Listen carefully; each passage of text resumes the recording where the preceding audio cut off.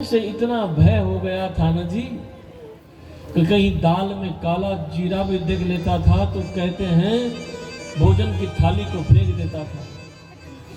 अपनी परछाई को देख करके डरने लग गया। ध्यान देना, हम इतने अपने मित्र को याद नहीं करते जितना अपने शत्रु को याद करते हैं।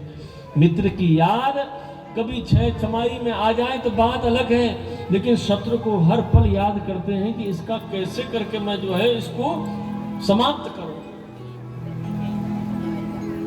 आज महाराज अक्रूर जी के पास में गए। अक्रूर से कहा कि एक काम करो कि अक्रूरो पिजताम रात्रिम मधुपुर्या महामती उसी तारतमास्ताया प्रयो नंद गोकुलम।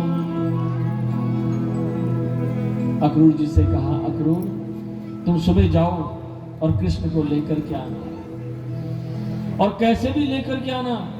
कृष्ण को लेकर के नहीं आए तो तुम्हारी मृत्यु निश्चित है।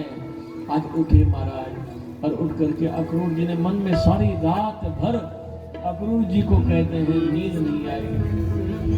ये सोच में कि भगवान से मिलना भी है तो इस बहाने से कि मैं भगवान को जो है महाराज मैं भगवान को जो है मारने के लिए लेकर के आ रहा हूं। मेरी भेंट भी होगी तो इस बहाने से कि मैं गोविंद को धोखे से मारने के लिए लेकर के आ रहा हूं। आज उदास हैं। सुखदेव भगवान कहते हैं, हे प्यारे सुखदेव भगवान कहते हैं, हे प्यारे परीक्षित, आज महाराज अक्रूर जी ने सुंदर रथ को सजाया, और जैसे रथ सजा आज जाने लगे, जाना था यमुना के पास में जैसे पहुंचे, मन में विचार आया कि मेरे गोविंद के पैरों में जो है चरण पादुकाएं नहीं होती।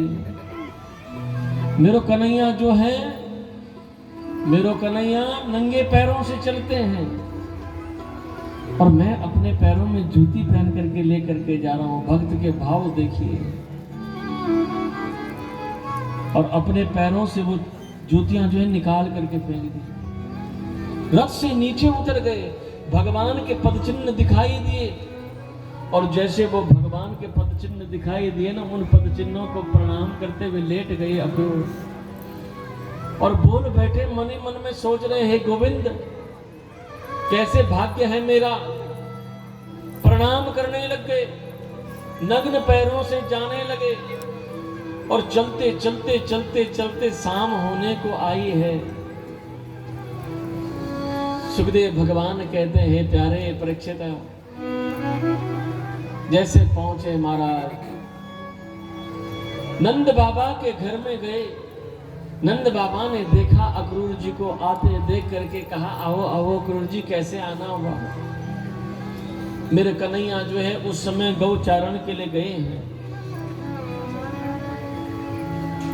और महाराज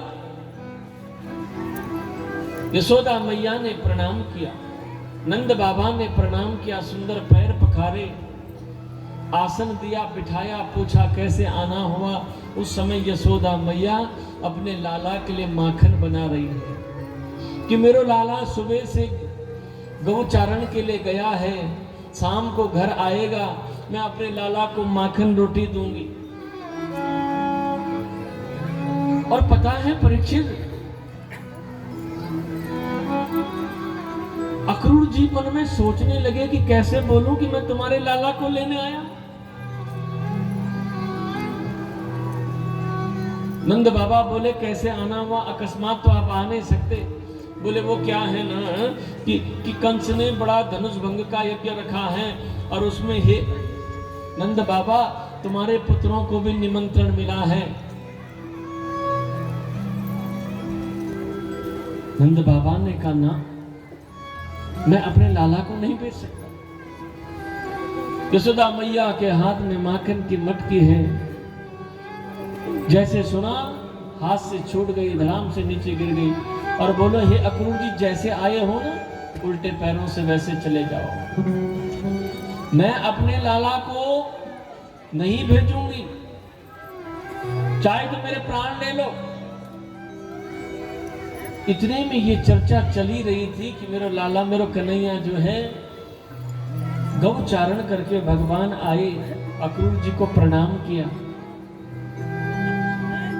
मैया उदास बैठी है, नंद बाबा एक कोने पर उदास बैठे हैं। कैसे आना हुआ?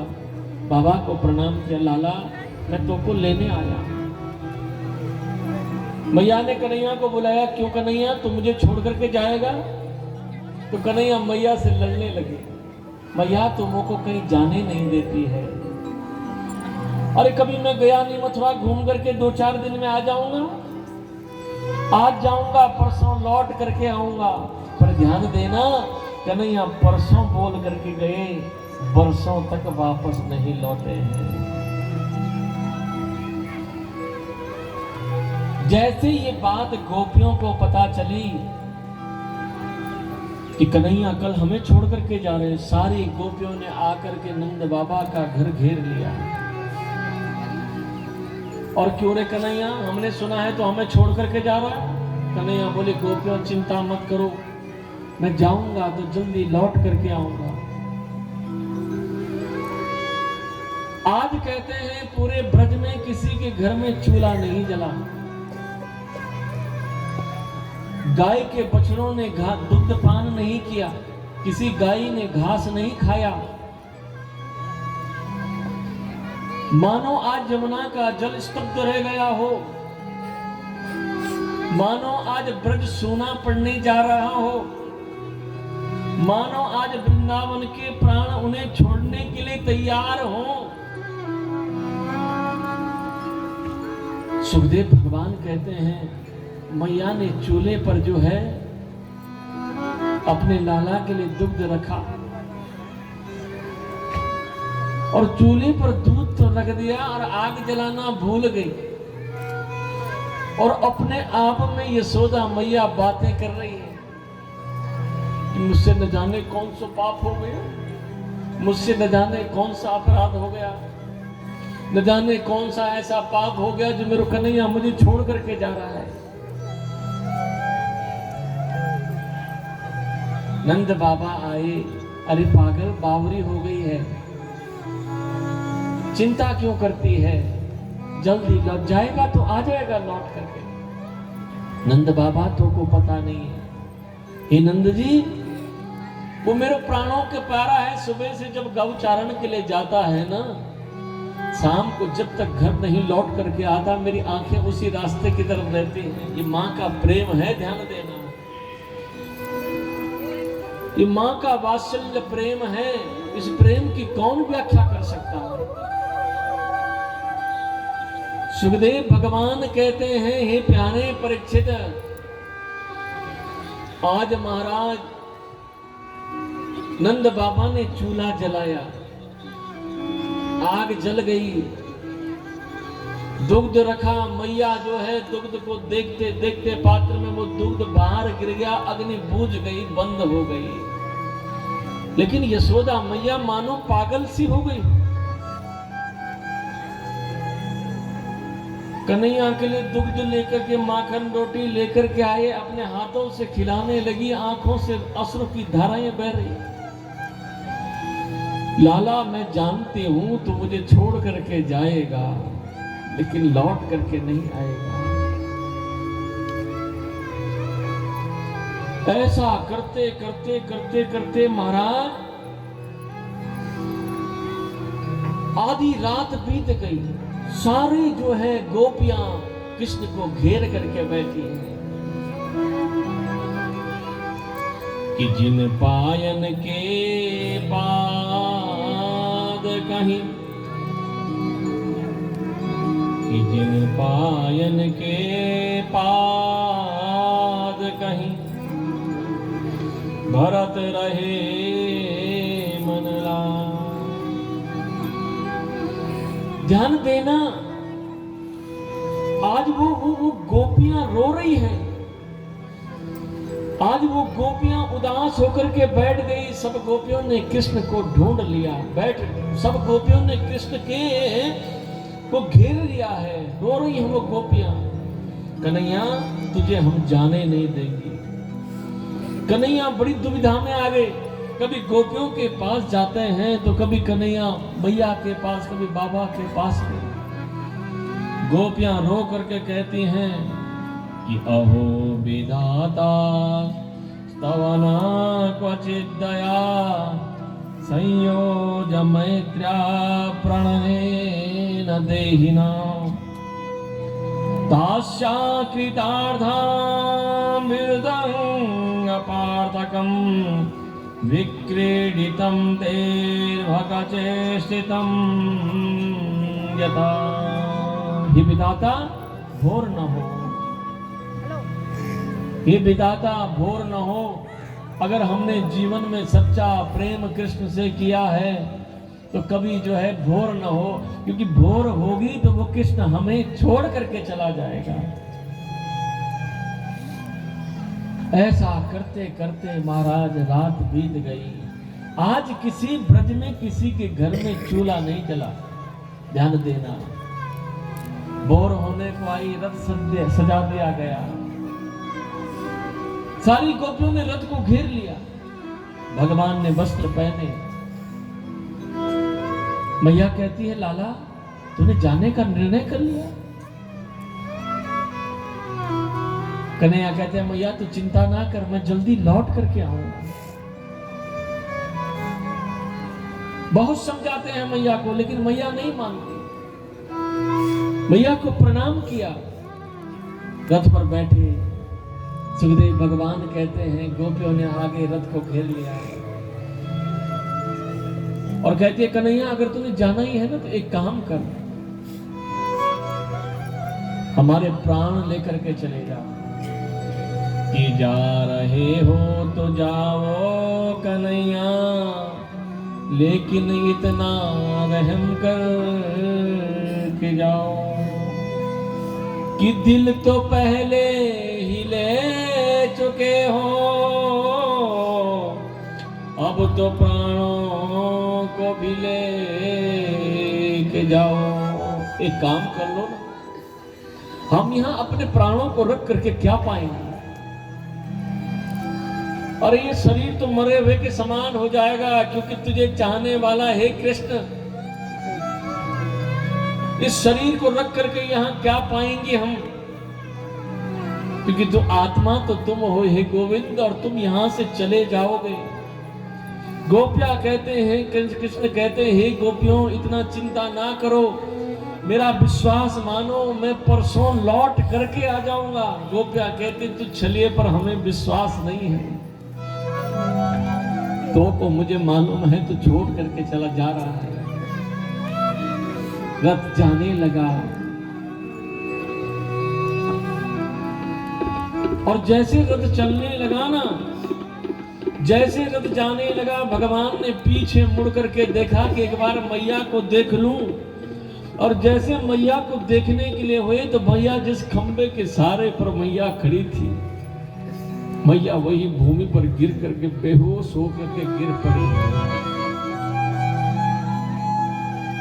सुखदेव भगवान कहते हैं प्यारे परीक्षित, मां का वो प्रेम था। मेरे गोविंद ने जैसे देखा, भगवान ने छलांग मार दी रथ से, और छलांग मार करके मेरे गोविंद जो है मैया को आज हृदय से लगाया।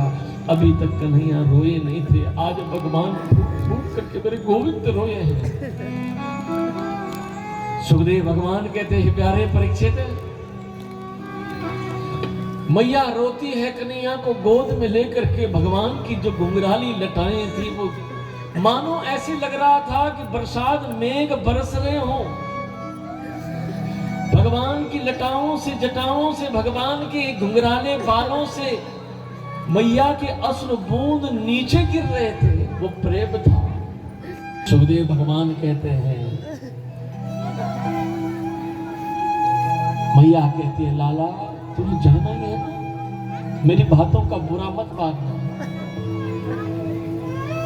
अरे लाला मुझको तो अभी पता चला है, कि तू मेरा लाला है ही नहीं, तो को मालूम नहीं है। मुझे तो अभी पता चला कि तू देवकी को लाला है, और शायद तो आज अपनी मैया के पास में जा रहा है। यहां तो को मैंने माखन रोटी खिलाई है, तो को यहां माखन रोटी, तू वहां न जाने तेरे को वहां 56 प्रकार के पकवान मिलेंगे, पर मेरी माखन रोटी को भूल मत जाना। लाला, तो देवकी को तो आप ही पता चला। हे लाला, एक काम करना, मेरी उस बात को याद मत रखना जब एक छोटी सी मटकी को फोड़ने के लिए मैंने उसके रस्सी से बांध दिया। कभी मैंने तुझे डांट लगाई हो, उसको मत याद रखना। मैया के हृदय से गोविंद लिपट गए, रोने लगे। मैया, मैं तेरो लाला हूं, तो को मालूम नहीं है।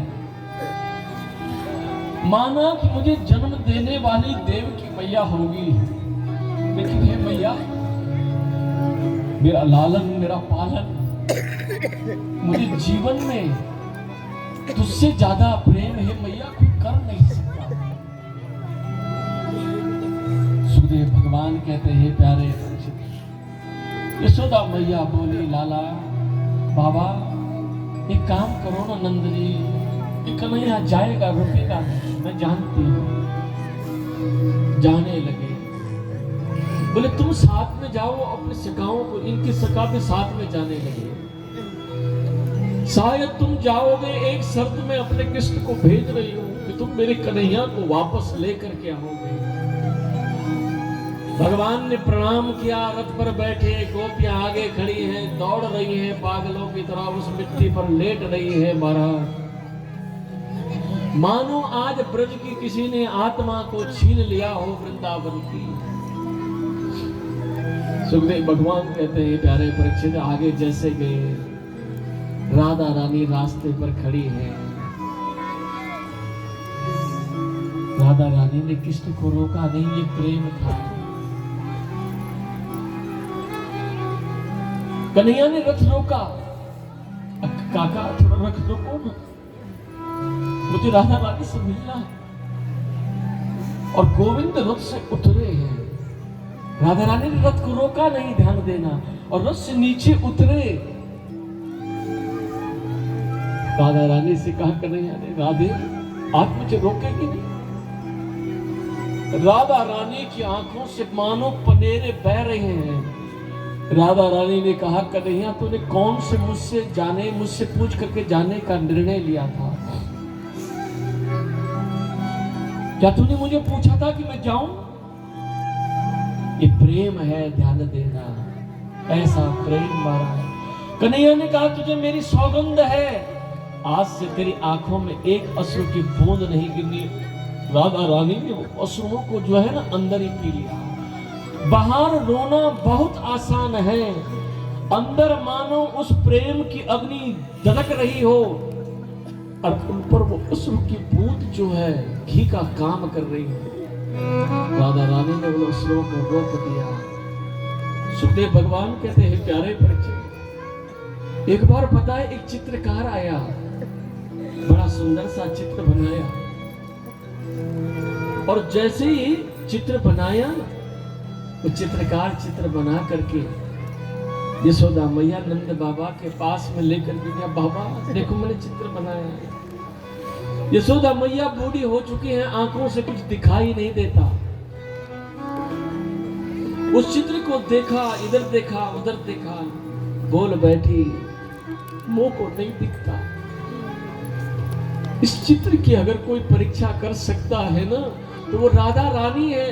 चित्रकार उठा और उस चित्र को लेकर के राधा रानी के पास में पहुंचा, और राधा रानी के पास में पहुंच करके कहा, राधे देखो ये चित्र बनाया है मैंने, इसमें कोई त्रुटि तो नहीं रह गई है, कोई गलती तो नहीं रह गई है। राधा रानी ने उस चित्र को देखा और चित्र को देख करके कहा, हे चित्रकार, तूने इस चित्र को, इस तस्वीर को भगवान की बड़ी सुंदर बनाया है, लेकिन हे चित्रकार तूने इस चित्र में एक कमी कर दी है। कौन सी कमी ऐसी होगी? चित्रकार ने देखा, राधा रानी बोली, तूने इस चित्र में पता है इस कन्हैया के चरण बना लिए हैं, कहीं ऐसा न हो ये तस्वीर भी हमें छोड़ करके चले जाए। ये प्रेम है